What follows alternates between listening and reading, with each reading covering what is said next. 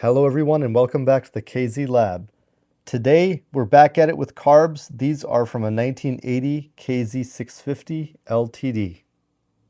I have a plan to make a lot of videos on this bike. It was my first introduction into the Kawasaki KZ universe, and these carbs have been gone through. I rejetted them, but the bike has been sitting for a while. After taking them off the bike, I just drained whatever excess fuel there was inside. Otherwise, these are untouched. So one thing to note is these are JIS screws, and while they look like Phillips, they are slightly different. And if you use a Phillips head tip, you're going to strip out the screws like that. All right, once all the screws are out, you want to remove this connection for the accelerator pump. Your carbs may or may not have it. All right, let's just lift this straight up. And you can see these are all loose. Sometimes you might need to tap them free. Not looking too bad inside, but let's take a look at some of the jets. I'm going to use an 8mm wrench to take this off. So it seems to be in pretty good shape still, and the passageway is clear. The brass pieces we removed are called the emulsion tube and the main jet. So all four of them looked all right.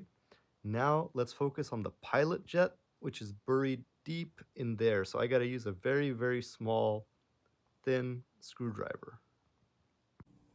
I actually made this small screwdriver out of a metal spatula.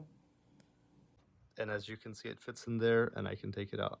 So as a reminder, this is very sensitive hardware, and if your pilot jets are stuck and they're not coming out, please invest in a high quality screwdriver. Use a heat gun, soak it in penetrating oil. You don't want to force these connections, because if that breaks off in there, you're pretty much screwed. So as you can see, light is passing through. I'm going to just shoot some carb cleaner down the passageways just to make sure. All right, here's some carb cleaner down the pilot. So funny enough, even though all of the jets themselves were clean, every single pilot passageway is clogged.